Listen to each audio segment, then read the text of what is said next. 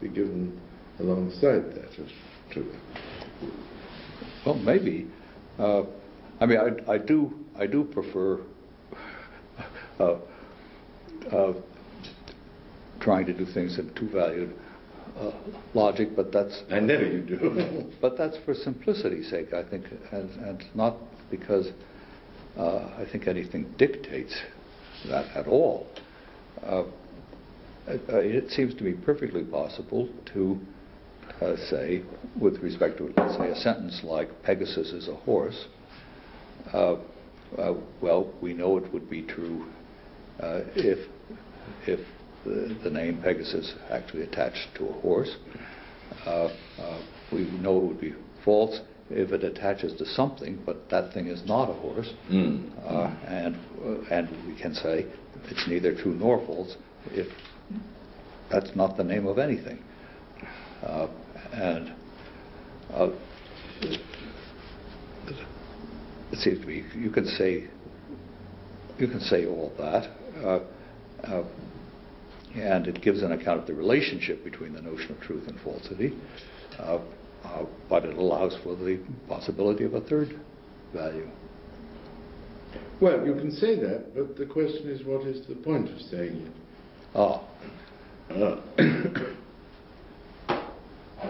The point of saying it is that it makes some people happy.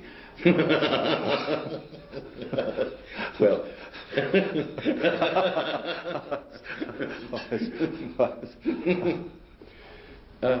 it seems, well, of course, that's one reason for saying it.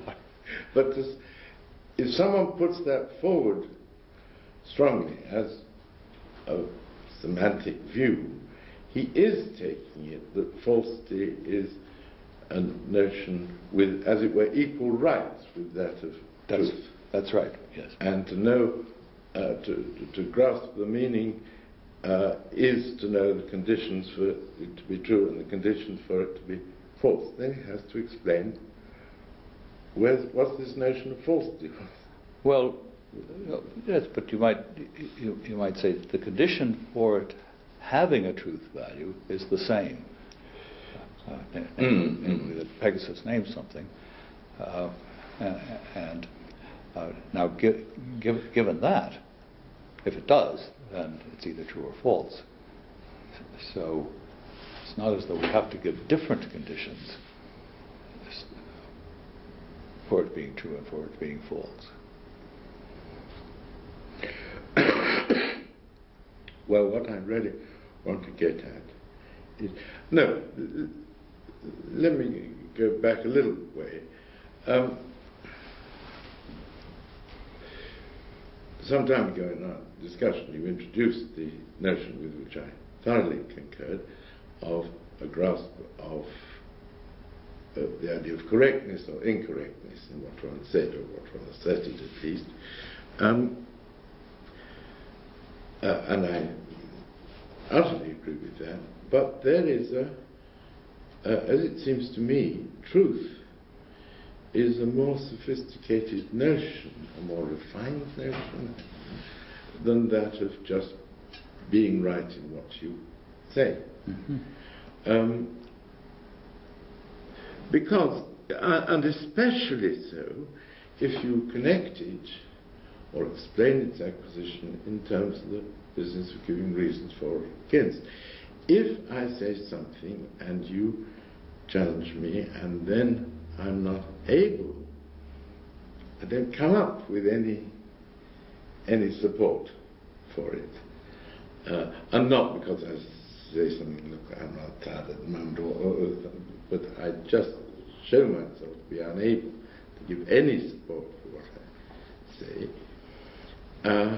then you're certainly entitled to reject my assertion. Indeed, you've shown that I was not entitled to make it.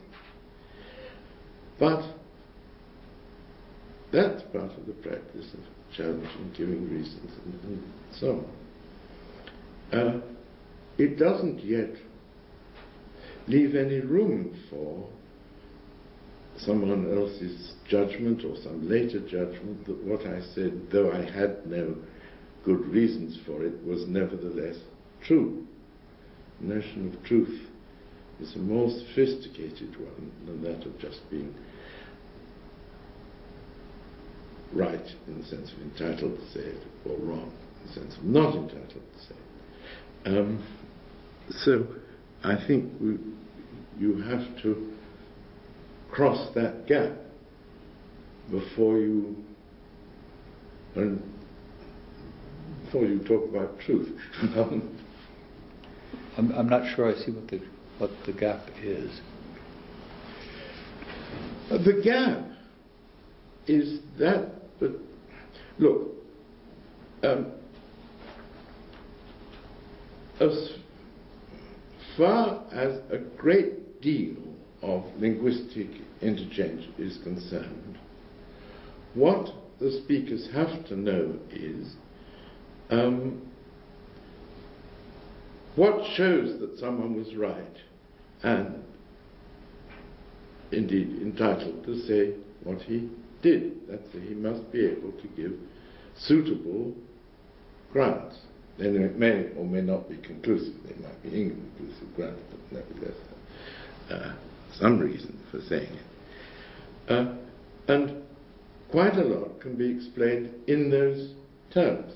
Also, in terms of giving reasons, conclusive or inconclusive, against what was said.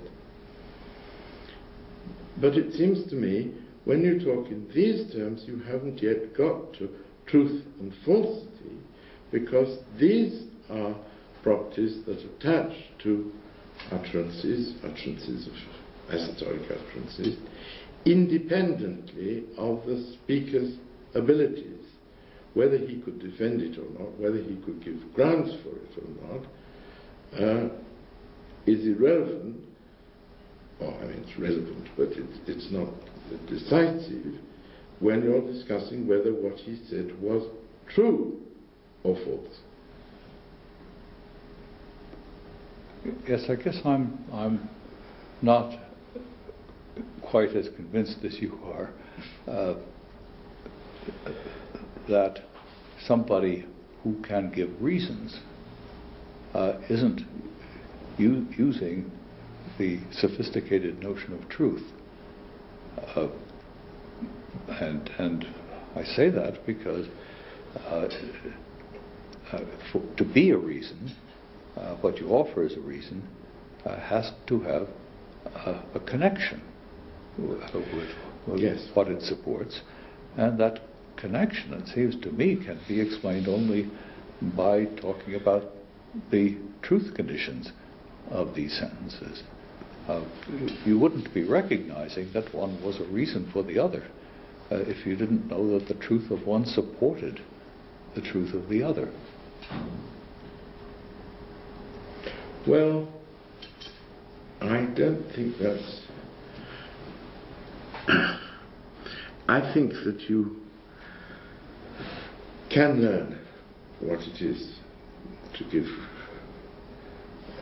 an argument for or grounds for what you say without yet having the notion of it being true independently of whether there are any grounds around or available or any argument to hand.